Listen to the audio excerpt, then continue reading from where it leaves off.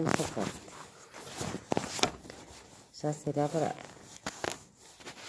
el cuatrimestre que viene, no sé, porque ya el cuatrimestre que viene. Ya di 4 materias, este cuatrimestre ya está, ¿no? 4.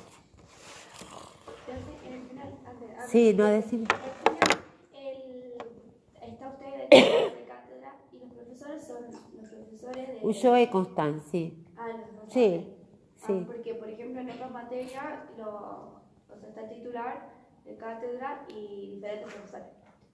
Diferentes profesores. Sí, diferentes Sí, profesores. porque eso es porque no tienen, o sea, los tribunales tienen que estar compuestos por profesores y jefes de trabajo práctico. Esta materia tiene 2 jefes de trabajo práctico, entonces podemos estar todos los de la materia. Si alguno, hay suplentes que son de afuera, pero creo que en nuestro caso no. Porque también Ariel, aunque es ayudante de la materia, es adjunto en otra, entonces también puede tomar. Es por eso, porque los ayudantes no pueden tomar. Entonces hay materias que no tienen JTP, entonces como el tribunal siempre es de 3, por eso. Sí, estamos nosotros 3. Así que en ese sentido no hay problema. Todos los conocen el programa, así que no tenemos problema. Bueno, habíamos visto, en realidad, ¿se acuerdan que dijimos la clase pasada estaba centrada en BO, que yo nunca me centro en un solo autor, y que hoy vamos a ver sobre todo Laufer y Gastiazoro? No hay demasiada diferencia, es decir, es un poco redundante BO, nosotros siempre tratamos de ponerle O uno o el otro. Lo que pasa es que en este caso estaba breve, tanto BO como Laufer, y nos pareció que un poco uno se explicaba con el otro. Así que les pusimos los 2. Sobre todo porque para entender Laufer, a ver, BO enriquece mucho el tema de la enorme explosión productiva que hay en la posguerra, ¿no? Y sus causas tecnológicas y de organización de la producción, etcétera, es más económico, digamos, porque además habla de lo productivo y habla de cómo eso genera un excedente de riqueza muy grande, sobre todo un excedente de dólares en el mercado, y cómo eso hace que caiga el dólar. Nosotros, estas son cosas que ustedes ya pueden prestarle atención para que cuando escuchan en la tele, por ejemplo, estas cosas de cuánto incide la oferta y la demanda y cuánto inciden otras cosas, digamos, que la oferta y la demanda siempre es sobre la base de algún tipo de estrategia, de acciones, consecuencia de algo, nunca es pura oferta y demanda. Así como el precio de un bien se vende por su valor, digamos que es el tiempo de trabajo necesario para construirlo, pero después si hay más tiende a subir de valor y si hay menos, de precio, perdón, y si hay menos tiende a bajar, al revés, si hay más tiende a bajar de precio y si hay menos tiende a subir, o sea, hay una oferta y una demanda, pero siempre sobre la base de un valor que es lo que cuesta producirlo, el valor del tiempo de trabajo que tiene. Entonces, que es interesante ver hasta dónde es el tiempo de trabajo, o sea, que se resuelve con tecnología y hasta dónde es oferta en el mercado. Lo mismo pasa con las monedas. Es decir, el precio de una moneda, o sea, la relación de las monedas a escala internacional son políticas monetarias. Y esto se vive con la crisis del 30, donde basta que no aceptes otra moneda para que esa moneda ya no tenga precio. No sé si se entiende. A ver, ya en la Primera Guerra Mundial, pero sobre todo con la crisis del 30, se corta el mercado internacional. Porque cada país intenta retener sus riquezas, entonces trata de comprar menos, digamos, vender todo lo que puede y comprar menos. Lo que pasa es que, bueno, como consecuencia, si todo el mundo compra poco, nadie vende mucho, sería. Pero lo que pasa es que efectivamente como cada potencia tiene un área de influencia, ¿no? Ya lo sabemos, entonces se centra en su área de influencia. ¿Qué quiere decir? Que se centra en que el comercio y el intercambio va a ser en ese área. Por lo tanto, se divide, es en la época del 30, se divide el mercado internacional en el área, sobre todo el área de la libra, es decir, aquellos conjuntos de países que van a comerciar entre sí en libras, pagándose, ¿no? Vendiendo y comprando con libras, y el área del dólar, ¿sí? Son dos áreas, sí. Pero en ese sentido, si te dice que las monedas pierden el valor en cuanto otros no lo aceptan, ¿sería viable, por ejemplo, que hoy Venezuela haga su propia moneda, como estaban diciendo que deberían hacer, basada no? Bueno, de hecho, muchos países, pero esto te saca del mercado mundial, ¿no? Pero lo puedes hacer. De hecho, Cuba en realidad tiene dos circuitos comerciales, pero tiene un circuito en el cual se basa en su propia moneda, y es una economía interna. Ahora, vos que vas a comprar en la tienda de cubanos y el jabón te sale 2 centavos, y lo vas a comprar en una tienda de turistas y te sale 200 pesos, ¿sí?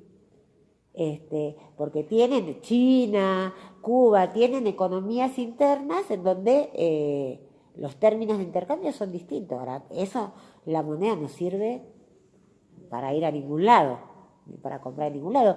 En la Argentina ha sido así también. Nosotros hemos tenido en la época del 2001, hasta el 2001, bonos. Por ejemplo, cada provincia tenía su bono. Vos con ese bono ibas al supermercado y comprabas por 10 papelitos el jabón. Y lo comprabas. O sea que es como una moneda interna. Eso no tiene ningún valor fuera de Jujuy. O sea, no tenía ni siquiera, es tremendo eso porque rompe el mercado no solo internacional, sino el nacional. Un empleado jujeño no podía irse de vacaciones a Mar del Plata.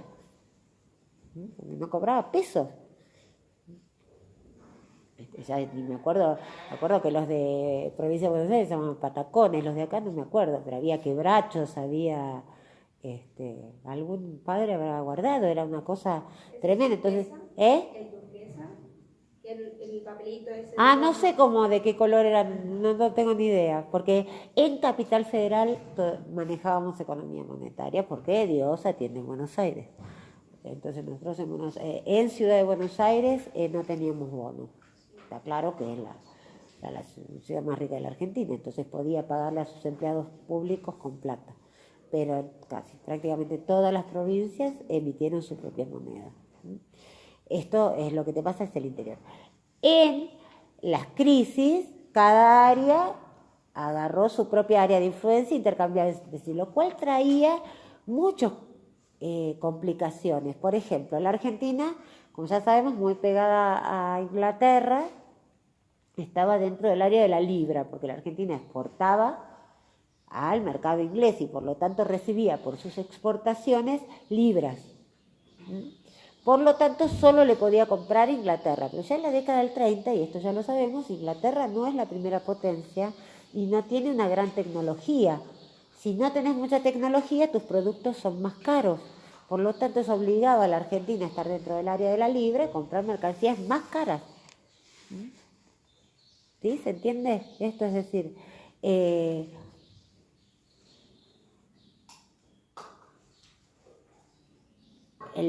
precio de las monedas tiene que ver con los mercados. Vos salís de ese mercado, ya está. Pero bueno, salís para comprar, salís para vender. Porque como es un mundo monopólico, cualquier potencia para comprarte materias primas, ¿por qué Argentina estaba dentro del área de la libra? Porque los ingleses les exigían que para comprar las materias primas o los alimentos argentinos tenían que comprar bienes ingleses. Eso es una exigencia. ¿Qué pasa? Cuando viene la crisis no hay otra, porque no hay otra moneda.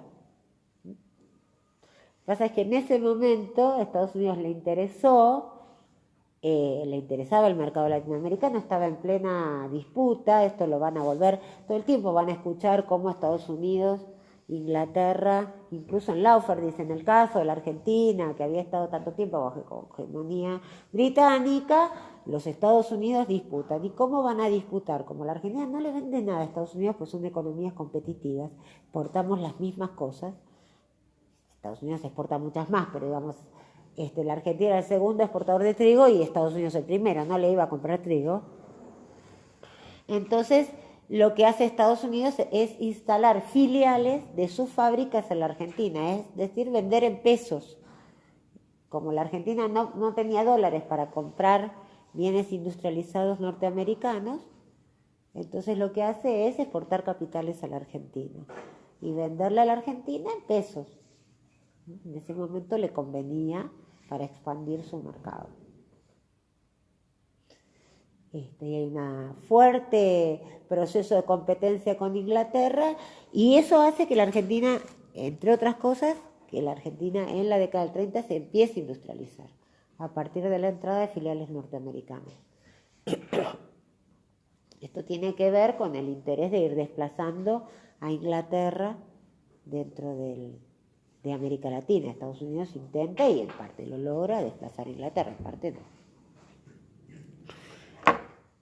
Entonces, ¿qué decía? Que estén atentos a estas cosas de que estábamos, porque todo esto vino de, empieza a crecer, por supuesto, la productividad, los negocios, empieza a producirse más, esto se traduce en dólares y por lo tanto una gran cantidad de dólares en el mercado. Tal cantidad de dólares hay que el precio del dólar tiende a bajar. Entonces decía que presten atención a esto porque nos va a permitir entender por qué sube el dólar hoy en la Argentina. Porque no hay dólares, ¿sí? No hay. La Argentina no produce dólares, por lo tanto, ni produce cosas que se vendan en Estados Unidos, ni que se puedan intercambiar en el mercado internacional por dólares. Por lo tanto, no hay dólares y por lo tanto sube, y no va a dejar de subir, porque no hay. Bueno, ahora entraron, entonces bajó un poquito. Pero ya se vendió una cantidad de dólares los que entraron grandes. Cuando uno llama, que es de acá a 2 meses, vuelve a subir. ¿Por qué esto? Porque es una economía, bueno, ¿para qué se necesitan los dólares? Bueno, porque es una economía dependiente y por lo tanto no tiene toda su economía basada en una economía interna. Lo poco que hay de industria argentina tiene insumos extranjeros y lo demás es extranjero, por lo tanto se paga en dólares.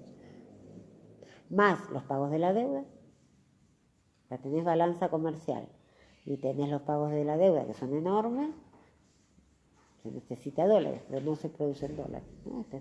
Ni se produce una cantidad de bienes para vender en el mercado externo que permitan absorber la cantidad de dólares. Entonces,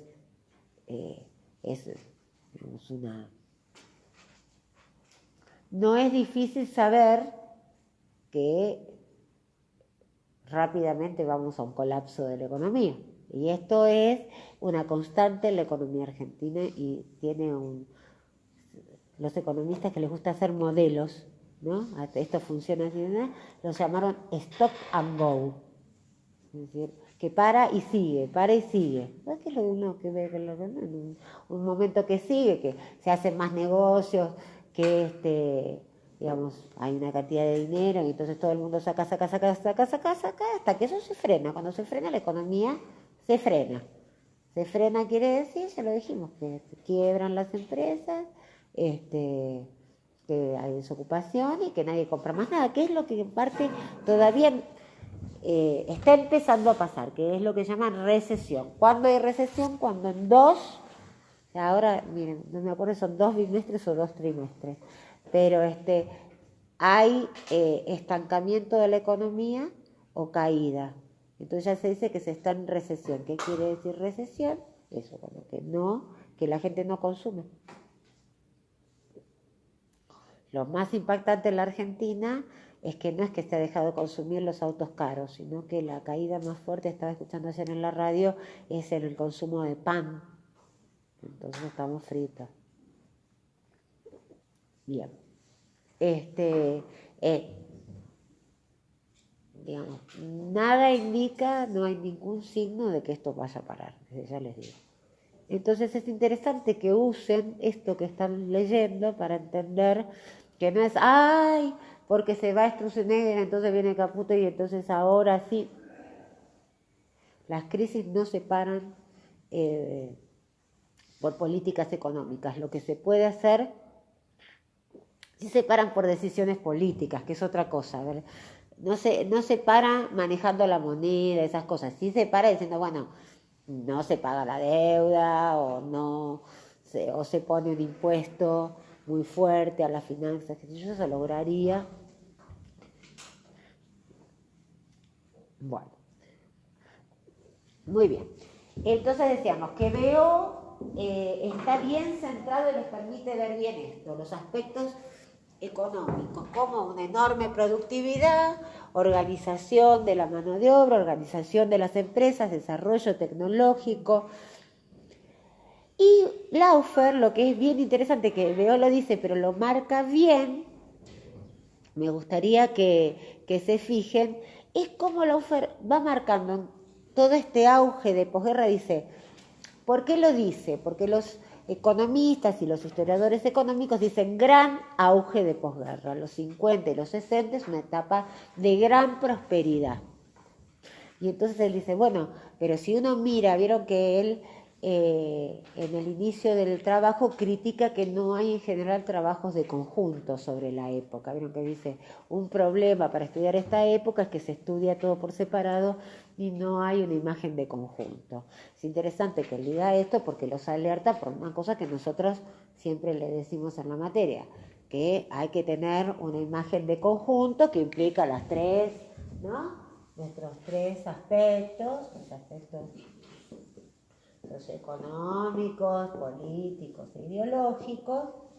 Fíjense cómo incluso Laufer señala la importancia de los movimientos hippies en Estados Unidos, como un movimiento cultural.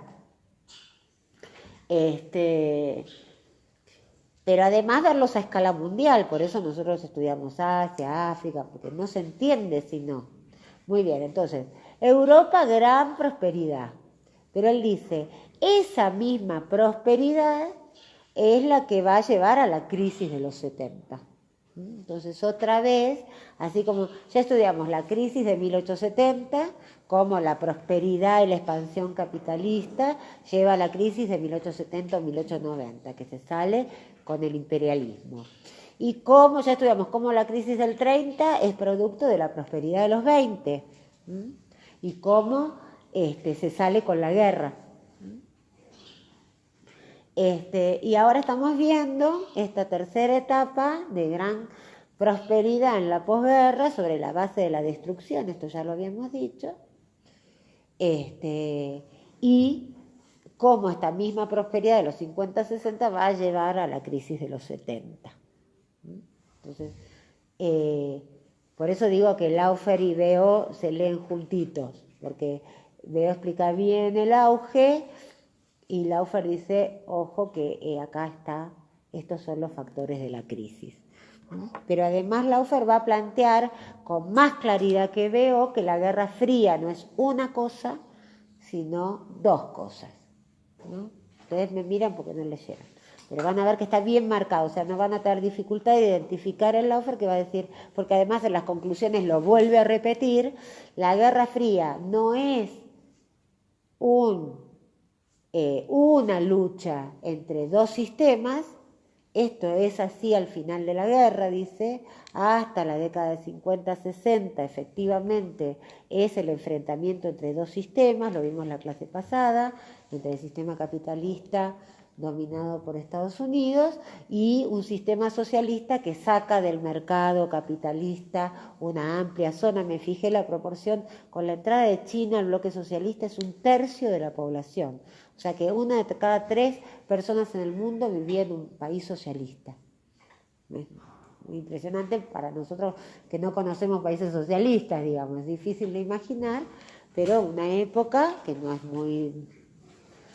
no hace tanto, porque digamos, cuando yo nací, 1 de cada 3 habitantes del mundo vivía en un país socialista. Entonces, efectivamente, hay una etapa de confrontación entre estos dos sistemas, pero a partir de la década del 60, él plantea, empieza el mundo bipolar. Él dice, la bipolaridad no es una cosa de la posguerra, sino de la década del 60. Esto es un dato bien importante que él está planteando entonces, que hay una lucha entre dos sistemas hasta el 60. Y a partir de la década del 60 es una lucha entre dos superpotencias. Y entonces él va a plantear, también muy ordenadamente, porque si algo tiene Rubén Laufer, es que es un obsesivo. Cuando éramos estudiantes en la facultad, todos queríamos estudiar de los apuntes de él, porque tenía el teórico, todo tomado, todo casi textualmente, los textos todos resumidos, las fuentes, todas eran unas carpetas así maravillosas que una vez después me contó que nunca se las habían devuelto. Y yo digo, ay, no puede ser, era un tesoro. Por supuesto de A10 en todo, un genio. Entonces van a ver que eso se nota cuando ya lo leyeron en el imperialismo, vieron que es súper ordenadito para exponer cada idea. Bueno, él es así, esto tiene letritas. Entonces, en este artículo sobre la Guerra Fría, la verdad que está bien ordenado, porque empieza diciendo, bueno, está 2 etapas. En realidad, porque su artículo llega hasta el 70, porque si no nosotros veríamos 3 etapas de la Guerra Fría. No las vamos a ver las 2 primeras. Es decir, un momento de confrontación entre 2 sistemas y después un momento de confrontación entre 2 superpotencias. ¿Sí? Y otros 2 grandes jugadores, digamos, estamos en Estados Unidos, la Unión Soviética, Europa, y cómo Europa va formando un bloque que le permita contrarrestar, por un lado, o sea, aliada a los Estados Unidos, frenar el avance comunista, eso lo hacen en conjunto, frenarlo tanto en la frontera, permitiendo la instalación de bases norteamericanas, como adentro de sus propios países. Porque ya dijimos que en la posguerra los partidos socialistas habían quedado con mucho poder, con gente armada y con mucho prestigio, sobre todo en Francia e Italia. Y entonces hay una serie de maniobras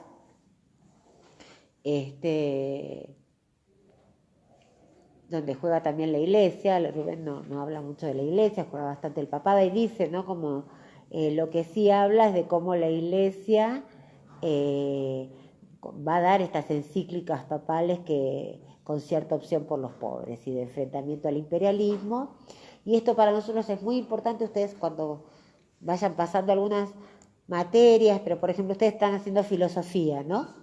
Bueno, la cátedra de filosofía, sobre todo la compañera que da filosofía, María Beatriz, ellos tienen mucho desarrollo sobre la filosofía latinoamericana de esa época y la filosofía de la liberación, que tiene que ver con un sector de la Iglesia que va viendo que no puede ser aliada del imperialismo en su opresión a los pobres. Entonces se dan movimientos de los curas del tercer mundo, de los curas por la liberación, etc. Es decir, que la Iglesia también se está planteando que o hace una opción por los pobres o el socialismo y los comunistas le van a sacar su base, digamos, su base social, que es la misma.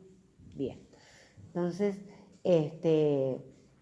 decía que las potencias europeas van a confrontar entonces, ya sea militarmente, con lo que era el bloque socialista, pero además en sus propios países van a tratar de retomar la rienda política para las burguesías monopólicas, ¿sí? Porque ya sabemos que las burguesías monopólicas necesitan de sus estados, ¿no? Para hacer su política imperialista, no solo una política empresarial. Pero esto va a traer muchas consecuencias, o sea, va a haber crisis políticas en los 70 importantes en Europa que conocemos como en los 60, en los 70, ¿no? Cuando uno habla del Mayo francés, que son oleadas de rebeliones a escala mundial, porque en América Latina también hay. pero que sobre todo a fines de la década del 60 son grandes oleadas políticas de estudiantes, obreros, por el cambio social también en Europa. Pero mientras tanto, digamos, son las burguesías las que van retomando el control. Entonces, este bloque europeo que se va conformando en alianza con los Estados Unidos para frenar el comunismo, pero también unidos entre sí para evitar que Estados Unidos se los devore, porque Estados Unidos como superpotencia empieza a colocar una serie de capitales muy grandes en Europa, sobre todo la reconstrucción alemana, y esto va a hacer que haya menos espacio para las empresas imperialistas europeas. Entonces, otra vez, está tanto en Europa como en el mundo. Recuerden que uno de los aspectos principales del imperialismo es la competencia interimperialista. Y eso la guerra no la termina, al revés. Digamos, lo que hace la guerra es resolver un nuevo reparto donde efectivamente Estados Unidos saca una tajada bien grande,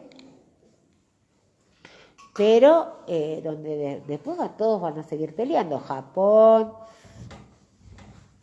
Francia, Alemania, Suiza, Suecia, Holanda.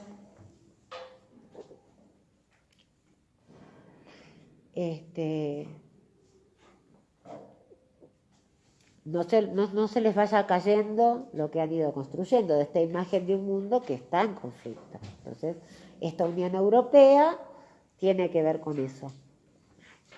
Es interesante porque lo vemos ahora como, a pesar de que hay una Unión Europea y están, digamos, todos tratando de unificarse en relación a otras potencias, igual hay mucha lucha entre ellos, esta cosa de que Inglaterra nunca tuvo moneda común con Europa y ahora sale de la comunidad, Alemania que trata de imponer ciertas cosas, o sea que la lucha interimperialista se sigue dando.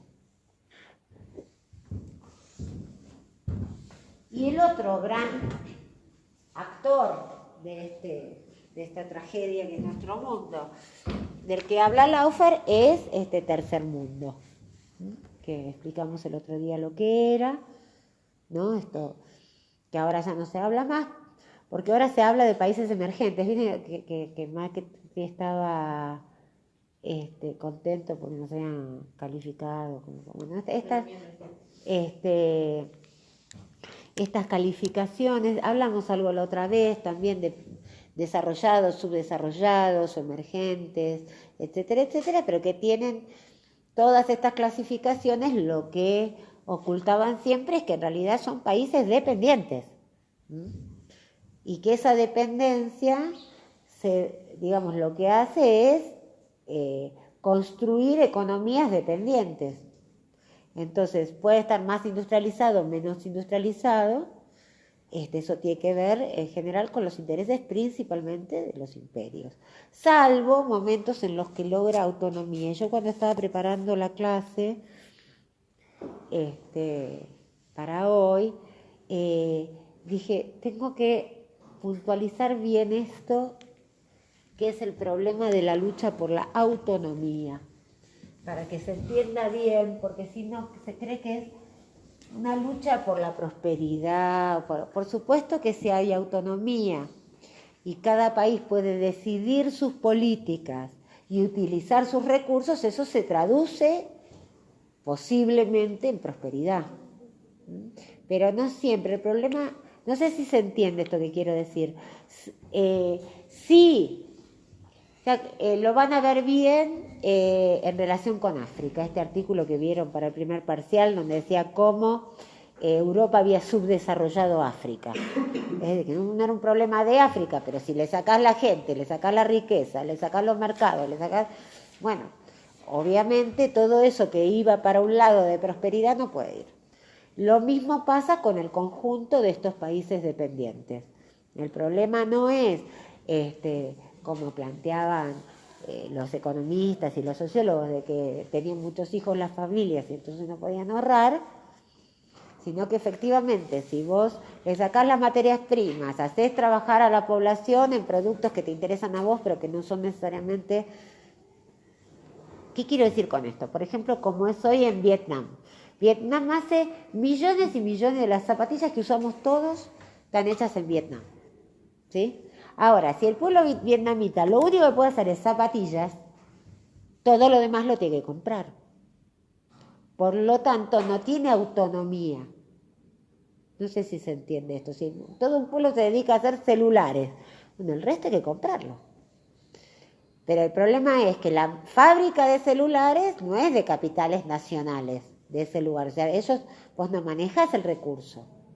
Que claro, vos me dirías, bueno, pero ¿qué problema hay? Nosotros, que esto es una cosa que se discute muchísimo en economía. ¿Para qué la autosubsistencia, que es ineficiente, produzcamos lo que hacemos mejor? Y después lo intercambiamos en el mercado y compramos lo otro que precisamos. Pero eso tiene varios problemas. Y el problema principal es la autonomía. ¿Por qué? Porque en general, al estar las principales empresas en manos monopólicas, no es que vos generás esa masa de riqueza y la manejás. Entre otros problemas de la Argentina hoy. Lo que la Argentina, en este esquema de pensamiento, bueno, produzcamos lo que hacemos mejor y entonces con ese dinero compramos. Entonces supuestamente lo que hacemos mejor es soja, lo cual no es cierto, porque hacíamos también muy buenos autos, también son políticas, pero ponerle ahora soja, muy bien. Pero la soja no la maneja el pueblo argentino, la manejan los productores de soja que no están liquidando sus dólares. Entonces, eso te resta autonomía al tener tan monopolizadas las economías y tan dividido el mercado entre lo que producen unos y producen otros. Entonces, si vos todo lo que consumís lo tenés que comprar en el mercado, pero los que manejan el mercado no sos vos, entonces lo que perdés es autonomía, la poder decidir qué es lo mejor y poder usar vos tus recursos. Porque entonces ahora nosotros podríamos decidir, bueno, la masa de riqueza que entre, sea mucho menor, por la soja la vamos a usar en industrializar. Y entonces generar fuente de trabajo, aumentar el consumo y tirar el mercado para arriba. No, porque vos tenés una serie de compromisos con los monopolios imperialistas y dicen que tenés que pagar tales seguros, que tenés que darle plata a tantos bancos, que tenés que pagar tanta deuda externa, que tenés que... con todos esos compromisos, que porque sos un país dependiente, no tenés la posibilidad de hacer una política para estos recursos que vos tenés. Entonces, la palabra clave que se discute en la posguerra es la palabra autonomía. Por supuesto que el primer paso para esto es la descolonización, porque obviamente con colonia no hay ninguna autonomía.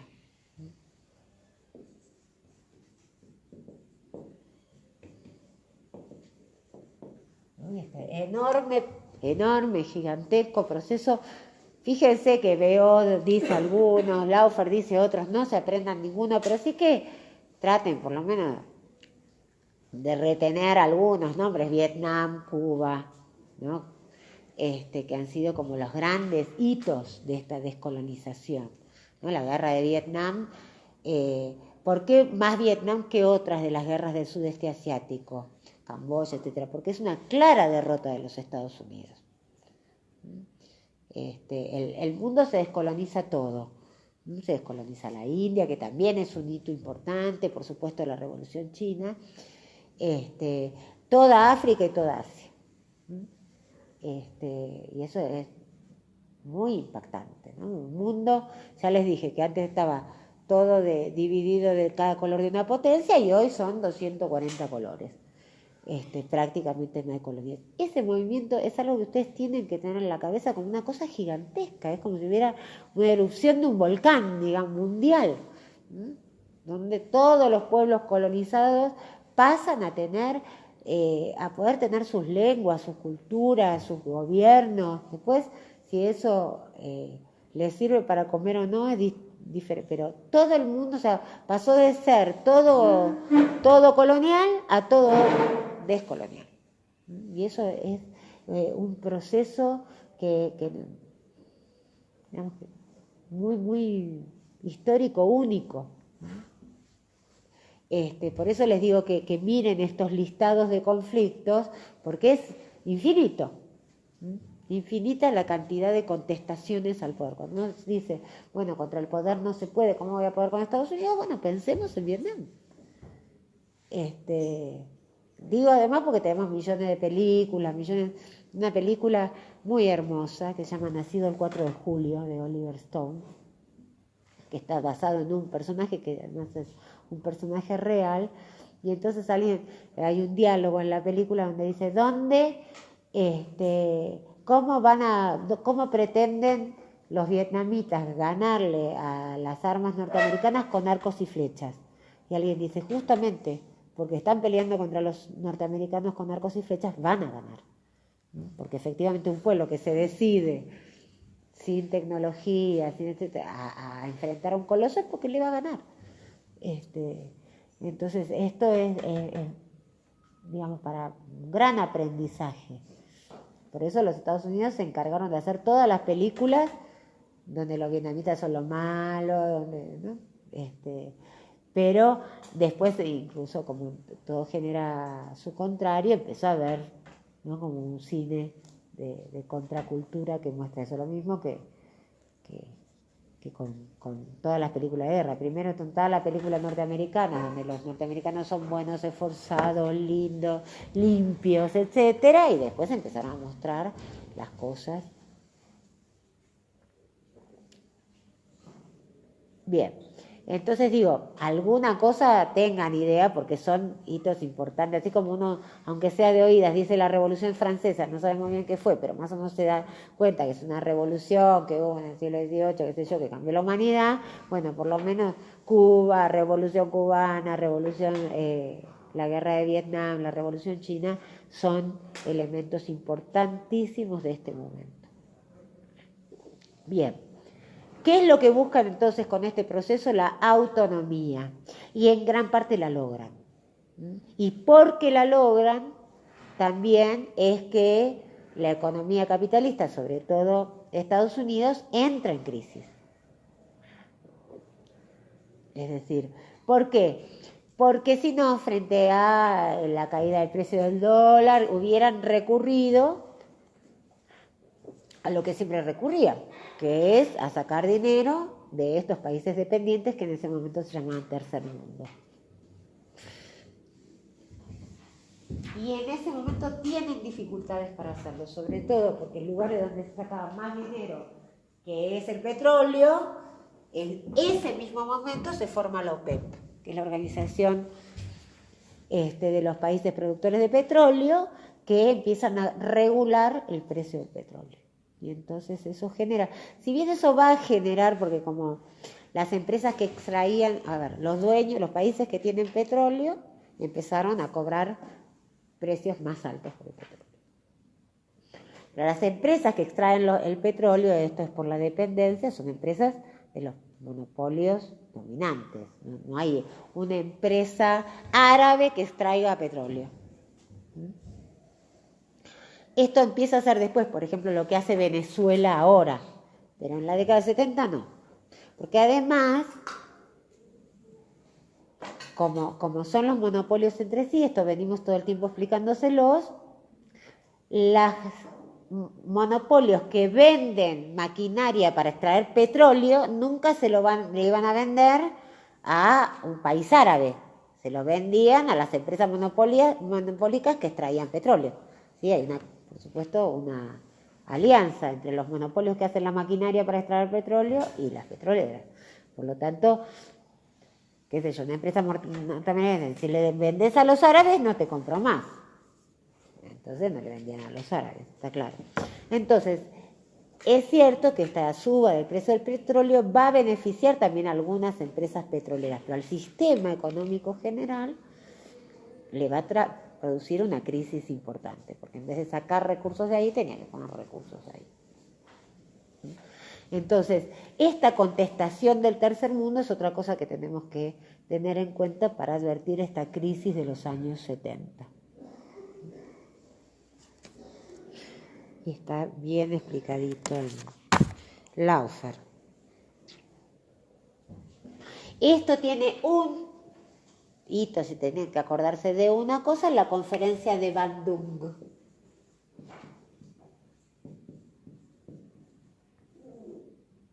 En 1971, que es donde los países del tercer mundo se juntan y forman el movimiento de países no alineados.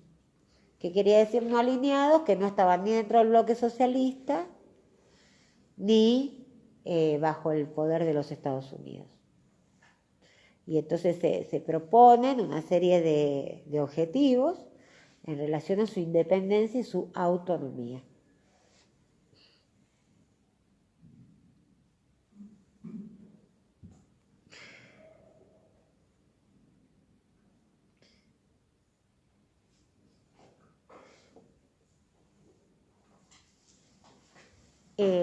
Otra de las...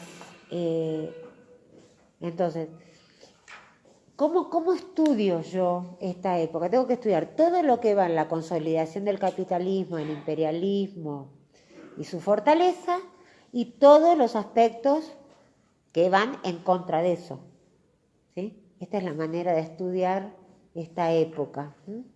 Nuevamente, como todas en realidad, que son épocas conflictivas, entonces todo lo que tiende a consolidar el sistema y hacerlo crecer, etcétera, etcétera, y aumentar la dominación, y todos los elementos que contrarrestan este proceso. Entonces, por un lado, el desarrollo tecnológico, desarrollo de la productividad, desarrollo de la organización, la fusión, dice Beó y dice Laufer, esto es muy importante, entre las grandes empresas monopólicas, sobre todo las armamentistas, y sus estados. O sea, cómo... porque esta es una época, yo esto lo expliqué también en la clase pasada, de lo que se llama crecimiento del Estado. Es decir, el Estado se hace cargo de grandes porciones de la economía. Esto que después de los 80 va a ser muy criticado y va a haber un proceso inverso, nosotros tenemos que entenderlo siempre como dos tipos de movimiento, porque todas las sociedades están en conflicto. Entonces, en la posguerra explicamos la clase pasada, ¿por qué crece el Estado? Por dos razones. Por un lado, por esta asociación de las empresas monopólicas con sus estados. Entonces el Estado se va a hacer cargo, se va a convertir además en un gran comprador y va a hacer política económica con eso. Le compro a estos, no le compro a estos.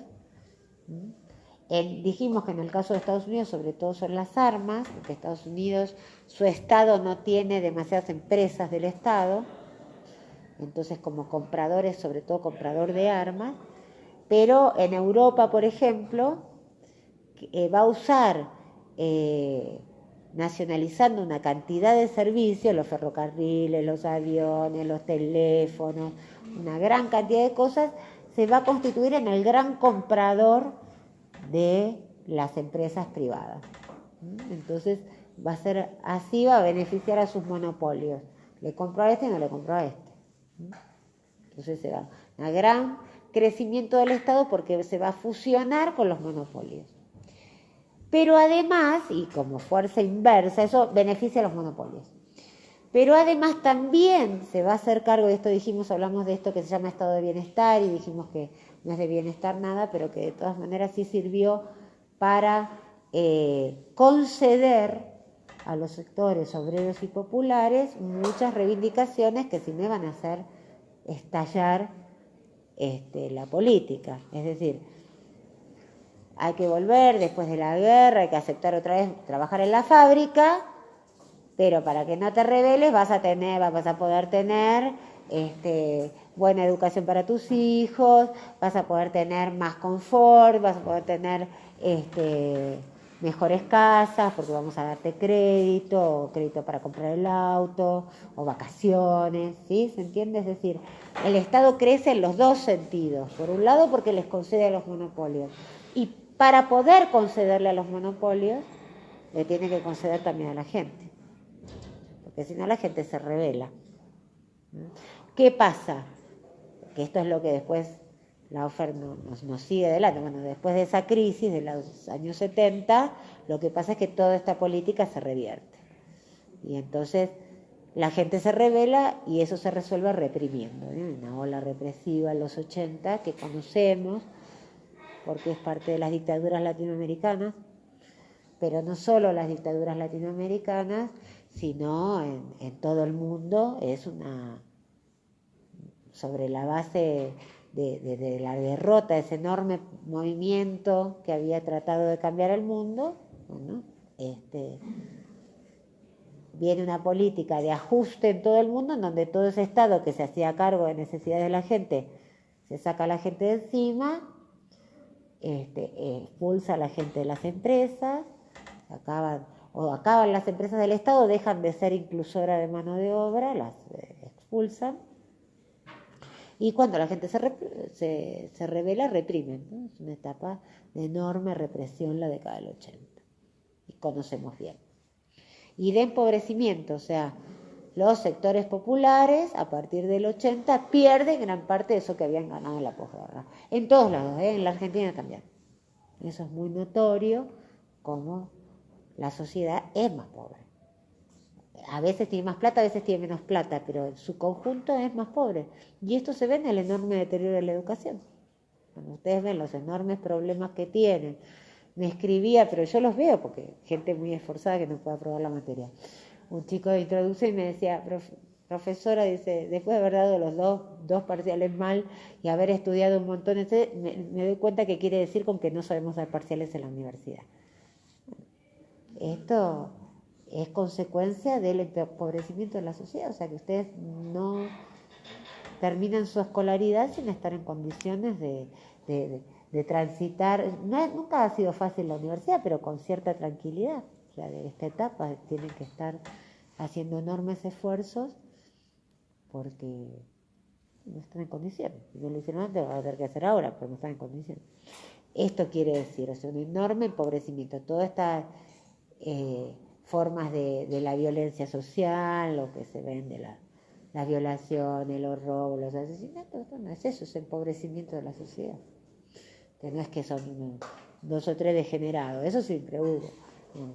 Pero justamente cuando uno dice, bueno, estas formas de violencia masivas que tienen todas las sociedades del mundo, ¿no? Ya no puede salir en ningún lugar del mundo. Bueno, esto es empobrecimiento social. ¿Hijo de qué? De la crisis de los 80. Nosotros vemos el mundo de hoy es hijo de la expansión de los 70 y de la crisis.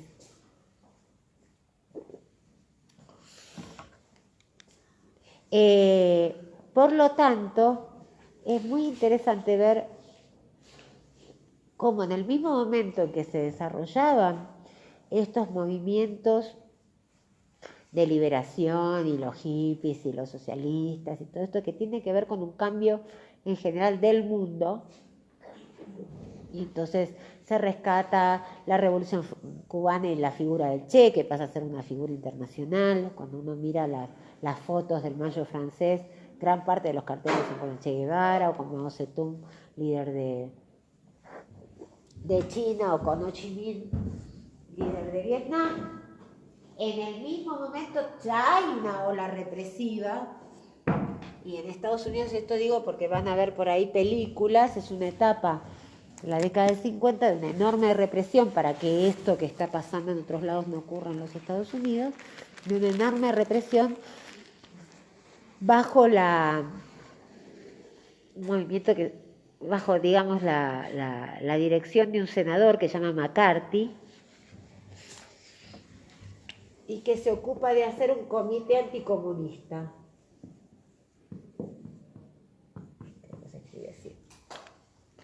Y entonces vemos, ahí incluso con pena de muerte, ¿no? Ahí matan a una pareja que es acusada de espías soviéticos. Y entonces toda esta etapa de la Guerra Fría, les digo esto además porque tiene muchísima expresión cultural. Para ustedes que son de comunicación, el cine, la música, etcétera, es una ola represiva tremenda. En el cine se ensañan porque todo el mundo entiende ya desde el momento que surge el cine, que el cine es un instrumento de propaganda política insustituible. Por lo tanto, lo que hoy sería la tele, en ese momento era el cine.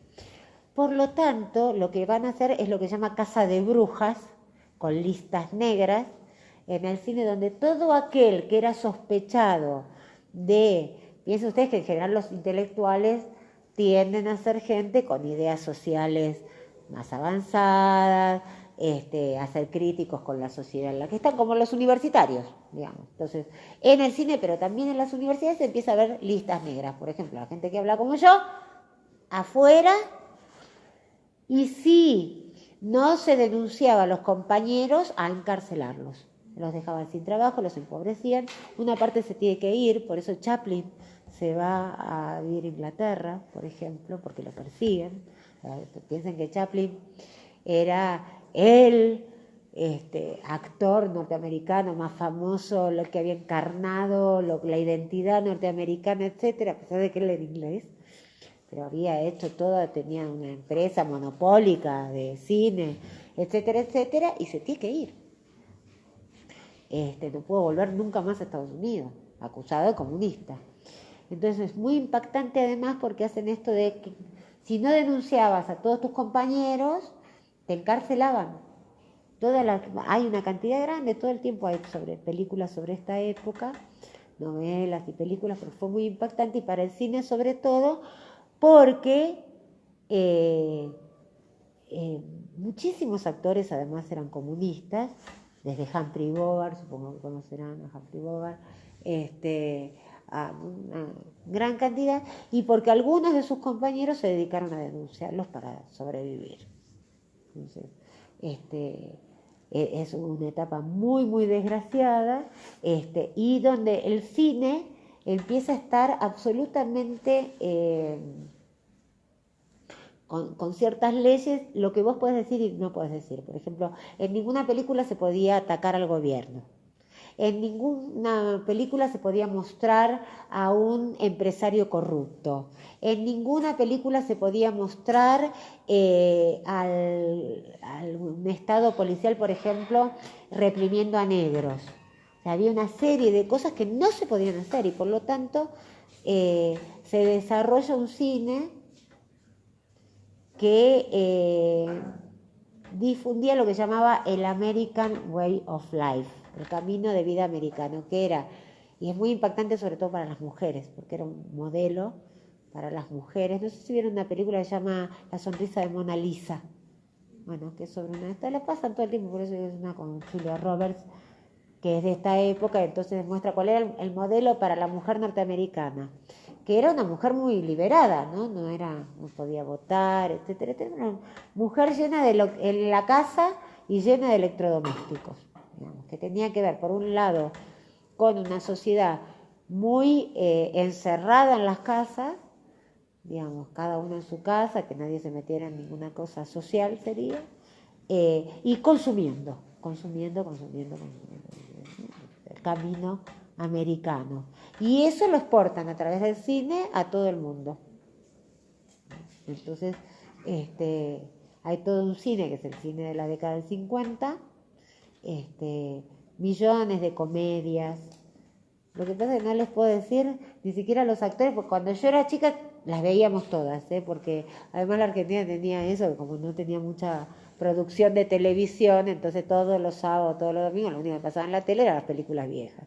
Incluso en los cines, ¿no? Teníamos muchas películas viejas en los cines.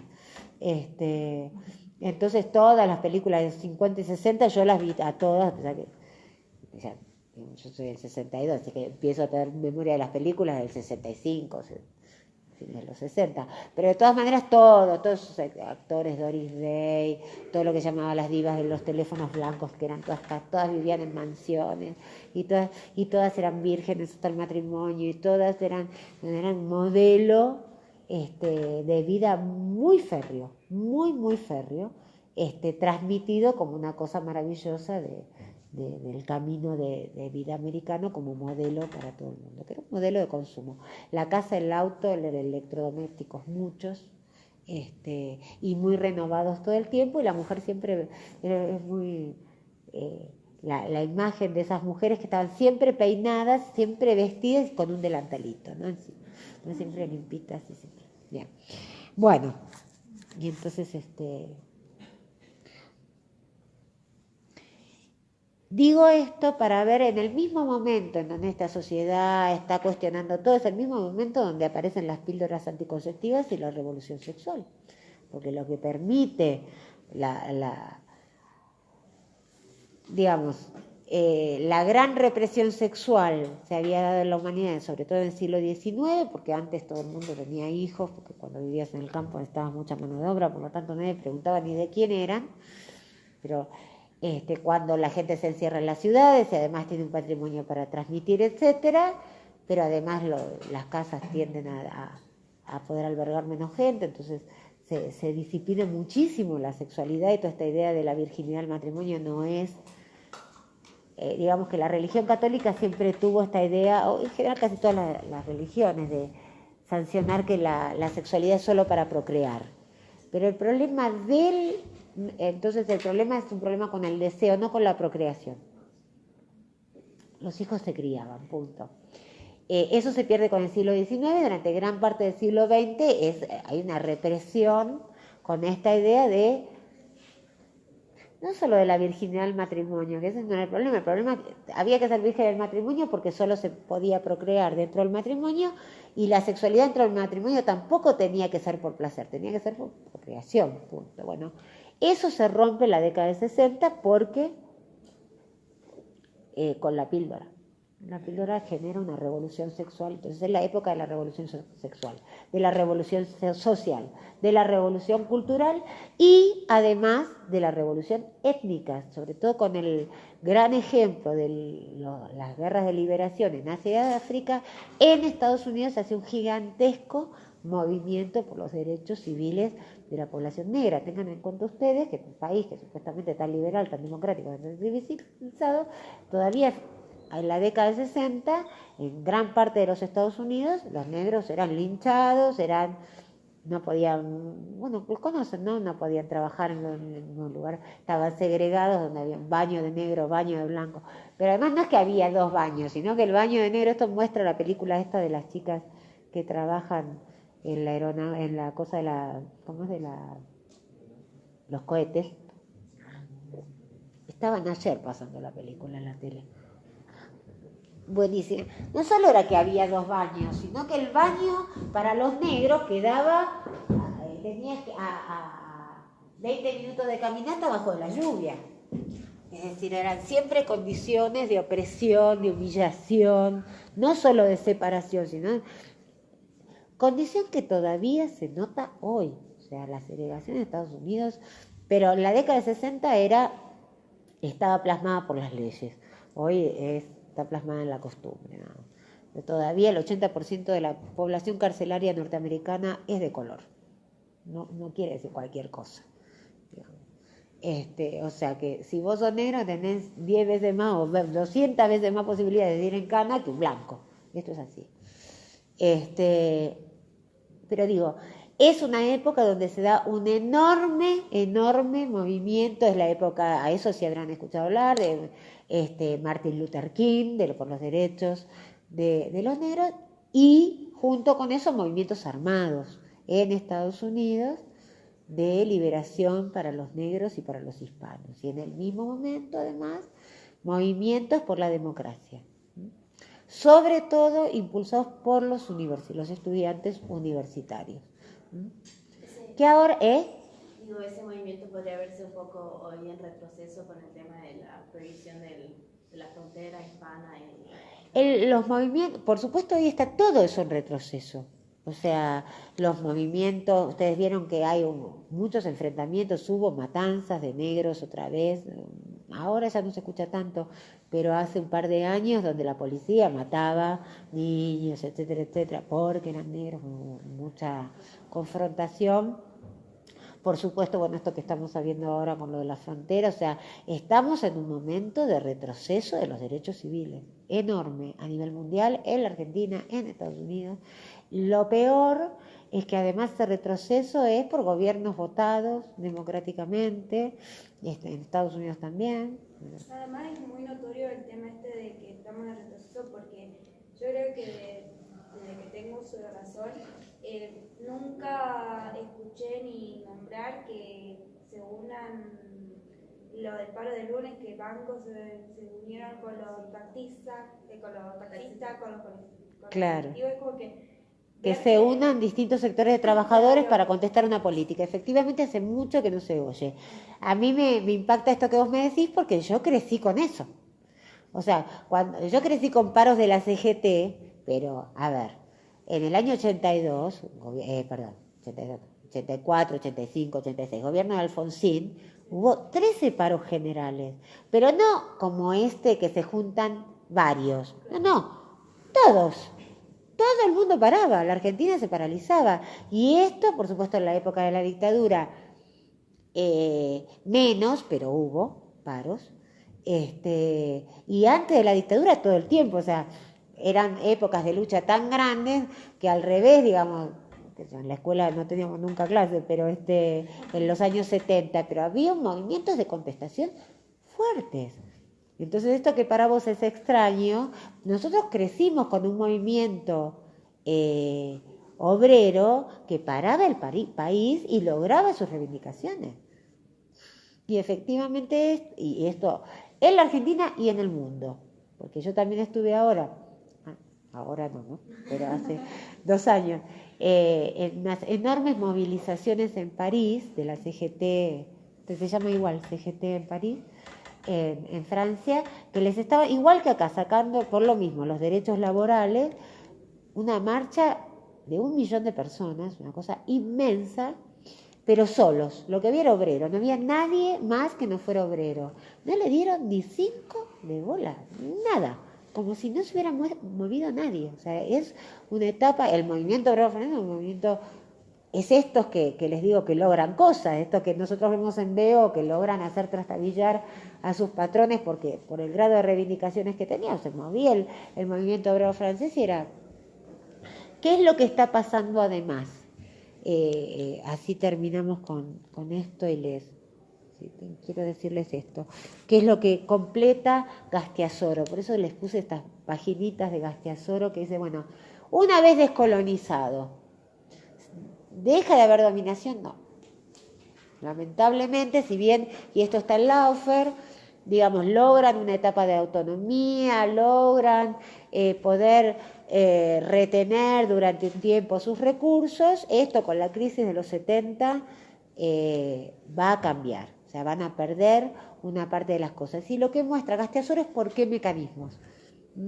Él dice, el neocolonialismo, la intervención militar, la ayuda económica, esto que decíamos además ayer de los cascos blancos o de las labores de las Naciones Unidas que supuestamente te asisten, pero en realidad lo que hacen es que te dominan, te eligen los gobiernos, te dicen que te ayudan, pero para ayudarte tenés que hacer tales políticas.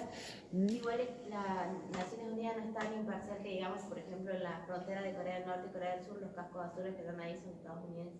Claro, no. Nada de las Naciones Unidas, porque las Naciones Unidas no han servido para parar ninguna invasión de las potencias, ninguna. Las veces dicen, ay, condenamos el bombardeo en Siria. Eso no toman ninguna medida. Toman medida contra, se levantó tal país contra su gobierno, ahí sí invaden. Pero si Estados Unidos bombardea Siria, nada. Y que justamente Estados Unidos, países con potencia como Estados Unidos son parte del Consejo de Seguridad. Exacto. Que 190 países voten algo, si uno de ellos lo veta. Exactamente, no pasa nada. Efectivamente. Entonces, por las intervenciones militares, por la ayuda económica, con esta alianza con las burguesías intermediarias, que dice cómo se hacen negociados para sacar el dinero, entonces tiene una serie de formas de volver a resubordinar. ¿Esto qué genera? Es un proceso que vamos viendo en ese momento, pero que además cada vez que hay crisis se intensifica.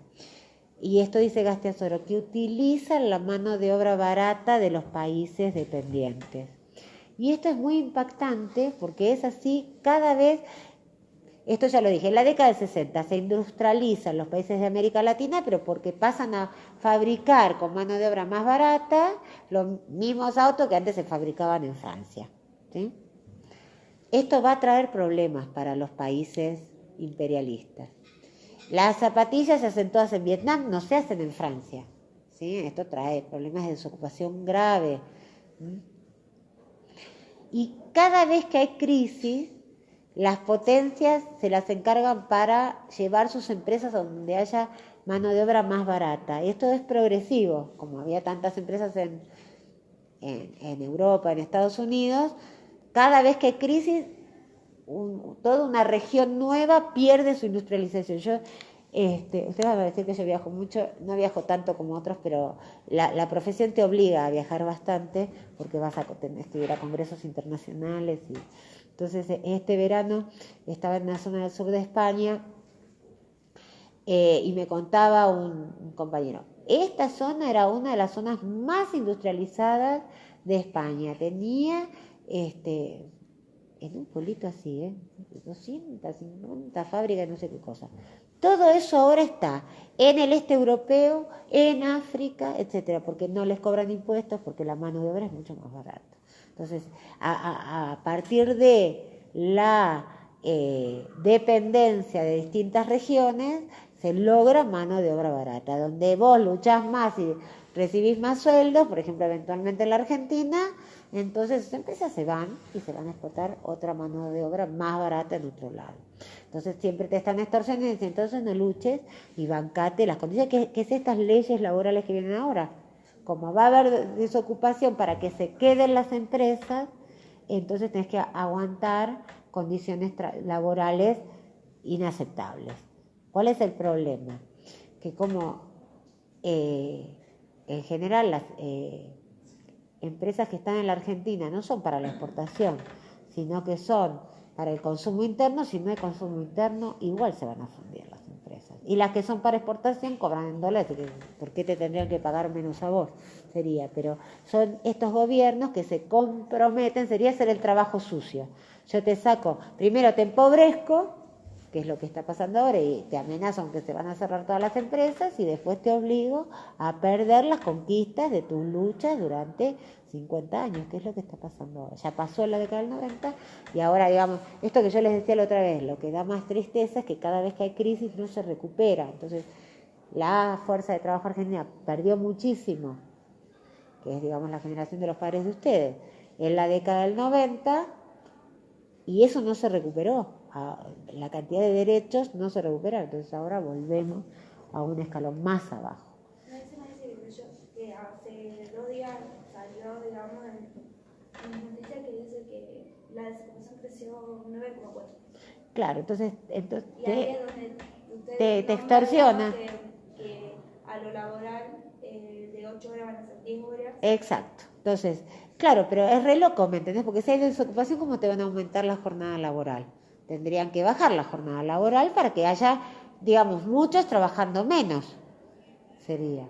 No, en vez de hacer eso, aumenta la jornada laboral. ¿Qué va a haber? Más desocupación, está claro. Donde antes trabajaban 4, va a trabajar 3. Porque con 3 van a trabajar lo que trabajaban antes 4. Esto es así. Eso va a aumentar la desocupación. Acá y en el mundo.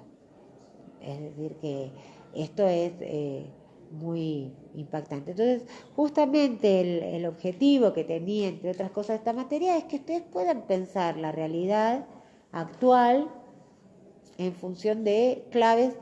Es más fácil pensarla en la historia porque ya sabemos cómo terminó. Entonces, cuando uno dice ahora, va a haber crisis, y vos cómo sabés, ¿me entendés? Pero yo le digo, bueno, estudiamos las crisis que pasaron y vamos a ver cómo fueron. Eso de aumentar la jornada laboral, por ejemplo, de 8 horas a 10 horas, obliga a que alguien produzca lo que hacían 3 personas. Claro, aumenta la productividad, ya sea por alargarte la jornada. Por supuesto que te alargan la jornada con el mismo salario. No es que te alargan la jornada y te pagan más. La idea no es la gracia. La idea es que vos con lo mismo trabajes más horas y entonces suplantes salarios, otros que están cobrando. Bueno, preguntas. alguna consulta de temas para el parcial, para el recuperatorio. No, respecto al general habitual, o sea, que corresponda a la semana 8 y la 9, están tal cual, digamos, no se saca ninguna. Nada, está tal cual. Está tal cual.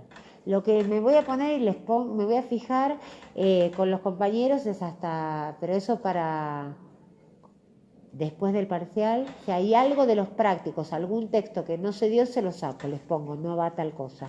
De los prácticos, de los teóricos se dio completo hasta la semana 9. Si de los prácticos hay algún texto que no entra, se los pongo, pero en general no se ha trabajado mucho, muy diferente. Así que los textos van todos.